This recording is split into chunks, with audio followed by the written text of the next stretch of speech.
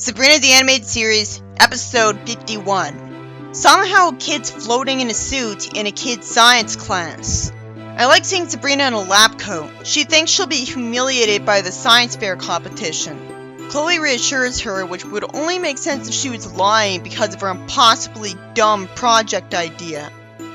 Somehow her competition, Harvey and Jim are planning to make impossible science projects. Harvey's gonna make cold fusion, which is impossible. Out of nowhere, Harvey says Pi is the smartest kid in Greendale, even though he's a conspiracy theorist paranormal investigator. The episode starts getting boring with nothing really happening. Chloe says about the bully, "Uh-oh, one of the experiments got loose." At least the bully eats moldy bread and gags. Why did Sabrina say no instead of running away? The show hates her enough that she got barfed on. Why did Harvey say happily that Slugloaf got her good when Sabrina's his friend? Chloe's locker is stuck, so out of nowhere, it's revealed Pi can bring out tools he wouldn't have as a preteen for it. Harvey wouldn't have brought a skateboard to school. Chloe says she better invent a partner. Why does she give her any ideas? Pi fails and should know nobody would believe him that he meant to do that. The show kept telling me that he was a genius. So why did he fail? It explains the snow machine. Salem insists on mentioning Thomas Edison, so Sabrina gets the idea to use him instead of simply creating a partner for the science fair from scratch. And for no reason, Sabrina trusts Spooky again. Spooky gets told to hurry up, and he says she could cause the end of life by using the thing he gave her, and she doesn't care. She's not supposed to be a complete psychopath. Why does anyone think she's only like this in Sabrina's secret life? Why didn't she zap it away already? She reads out a spell to summon a young Thomas Edison, and he assumes he's dreaming and she lets him believe it. It's interesting to see someone from the past enjoy tech like the boombox. But I already saw a story like this in Little Sabrina when Sabrina summoned George Washington. And she did that herself. He took apart the boombox in the kitchen.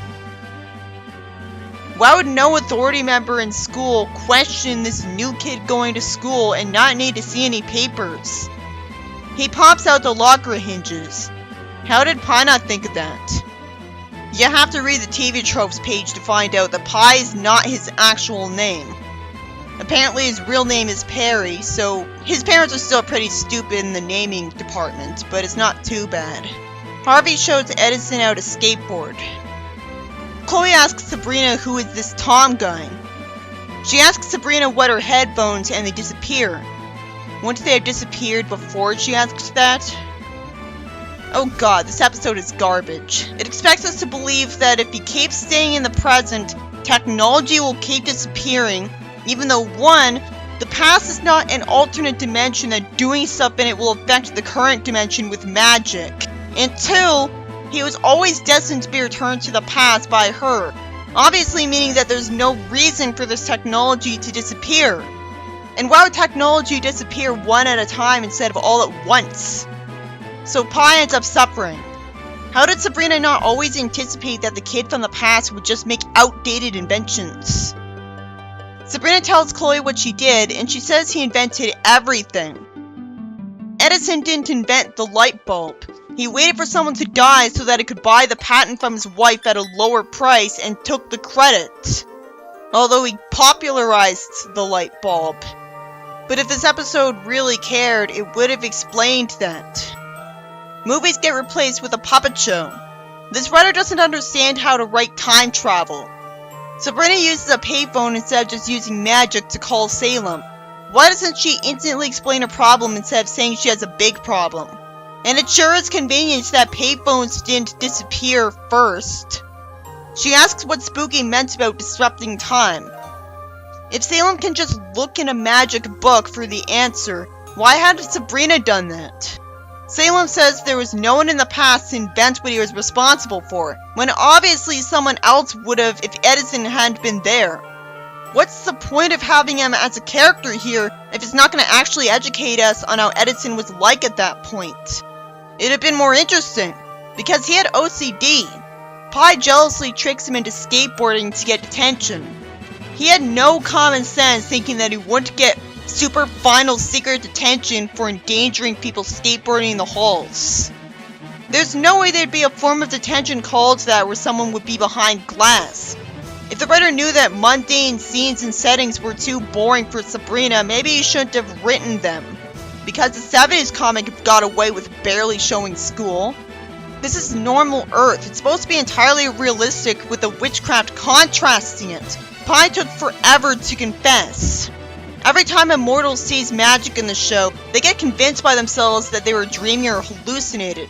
So Chloe should have taken Sabrina aside and told her to warp Edison to her.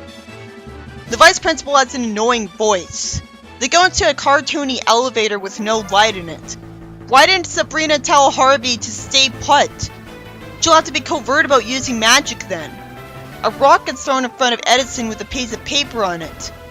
It just tells him they're breaking him out of detention.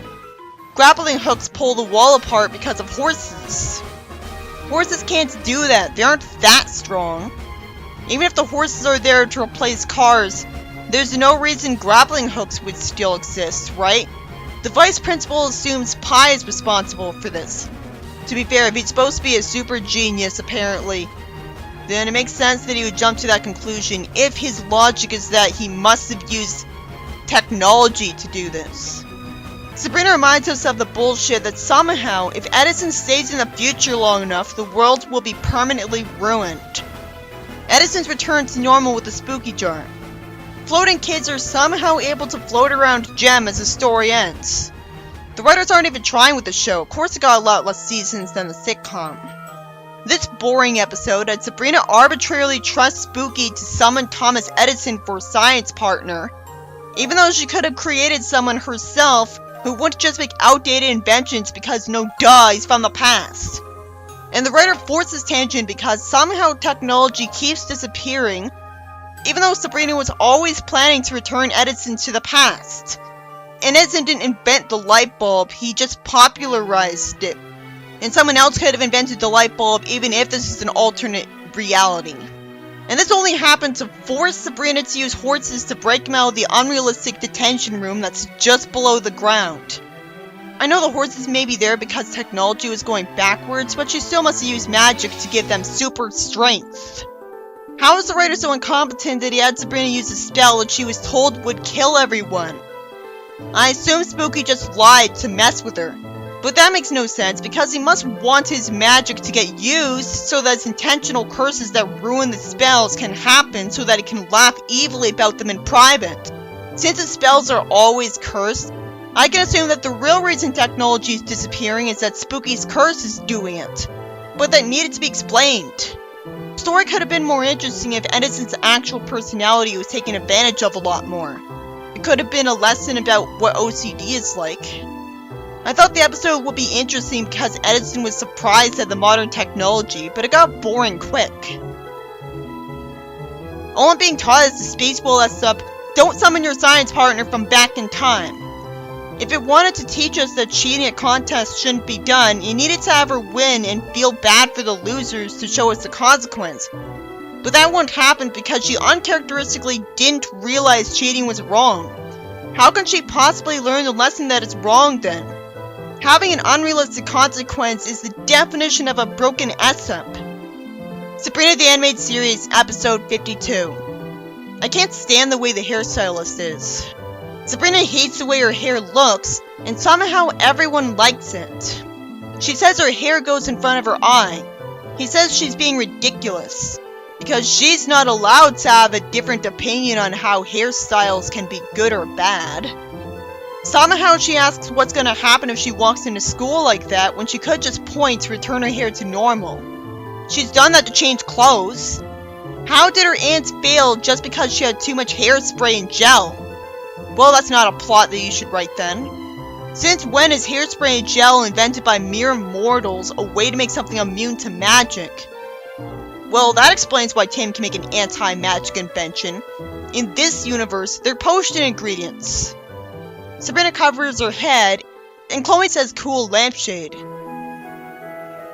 Considering how crazy 80s hair looked, Why doesn't Sabrina ever realize that people might think her hair looks good? I know it's not the 80s, but still. Hilda could have shown her what the 80s hairstyles looked like. She wants to hide from Jem, but doesn't because she's stuck waiting in line. Hilda somehow expects a senior citizen rate without brainwashing. She shows her a papyrus scroll with her face on it that was signed by the bearer himself, and somehow the Ticketmaster gives her a ticket, when it obviously could have been faked. I like that she succeeded, only because it took advantage of her being a wench. Sabrina bulls, and people laugh at her hair, and go figure that was an imagined spot like the previous one. Gee, I wonder if no one will mock her hair when they actually see it. I like her hat. There's no way Harvey would say no sneaking to see something else. I guess the Ticketmaster is thinking, I'm not getting paid enough to deny them tickets. Someone says there's a small chunk of ticket stub missing, so this is a sub-stub. And he whistles at an old lady to get her taken away. I don't know why he would even care. Sabrina gets in, and Hilda summons popcorn for free. People run screaming from an alien. The movie would only be called that if it was meant to be a parody. I guess the reason the ants could get Salem in the theater was that they zapped him up. Sabrina should have just whispered, let's make a run for it. I guess the reason the ushers that would be here didn't stop them was that they aren't getting paid enough to care if no one else is hearing it. Sabrina easily gets in the theater for the other movie. If they just sat down instantly like normal people instead of somehow just standing there, the usher wouldn't shine a light on them, and so the rest of the story wouldn't have happened. Sabrina says something to somehow make him turn around the other way, and he somehow calls them piggies looking for them. Chloe asks Sabrina to use magic to zap them out, even though obviously Harvey would see, and she can instead tell her to use magic covertly. Sabrina says take us back into the movie. So even though she said back, of course they get sent to another universe based off the movie, and the spell also has the audience able to see them, which she didn't specify. Sabrina wouldn't have said the spell. She just simply imagined herself in the theater with her friends and warped there. She's warped before in the show without a spell.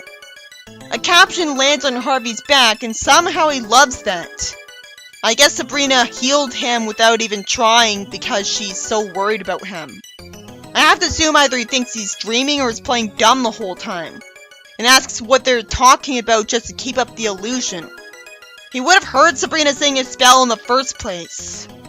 Why did the show have the gall to pretend that just because he's scared, he's also deaf? Hilda says she should try to zap Sabrina out. Good, they did know what was going on. I sadly just have to assume the reason she doesn't do that is because she finds this movie entertaining. But it was established earlier that Sabrina somehow can't use magic in the movie.